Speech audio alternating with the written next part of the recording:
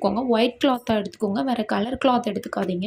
ஏன்னா நம்ம வந்து இத பேபீஸ்க்கு கொடுக்க போறோம். சப்போஸ் நீங்க கலர் கிளாத் எடுத்து நீங்க அதில விரிச்சு காய வச்சீங்கன்னா, அந்த கலரோட சாயம் வந்து இதில ஒட்டுறதுக்கான சான்ஸ் நெறையா இருக்கு. அதனால தான் சொல்றேன், கலர் கிளாத் எடுத்துக்காதீங்க. நல்லா பிளெயினான ஒயிட் கிளாத் எடுத்துக்கோங்க.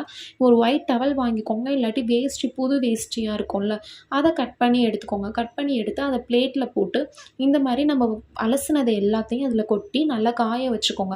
வெயில்ல காய வைக்க தேவை கிடையாது. நீங்க வந்து ஃபேன் காத்துலயோ, இல்ல நிழலான இடத்துலயோ நீங்க காய வச்சுக்கலாம். ஒன் டே நைட்டு ஃபுல்லா இத இந்த மாரி விட்டுருங்க.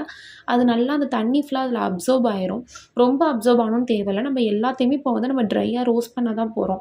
ஸோ, அதனால ஓரளவு அந்த தண்ணி ஃபுல்லா அப்சர்வ் ஆயிரும் நைட்டு ஃபுல்லா வைக்கிறதுனால. மேல ஒரு கிளாத் போட்டு மூடிக்கோங்க. அப்பதான் டஸ்ட் எதுவும் படாது. இப்ப நான் இந்த மாரி பேன் எடுத்துக்கிறேன். எடுத்துட்டு கொஞ்சம் கொஞ்சமா எடுத்து போட்டு அத நல்லா வறுக்க போறேன். இது வறுபட்டுருச்சா, நல்லா ரோஸ்ட் ஆயிருச்சா அப்படிங்கிறத நீங்க எப்படி கண்டுபிடிக்கணும்னா, நம்ம அந்த மட்ட அரிசி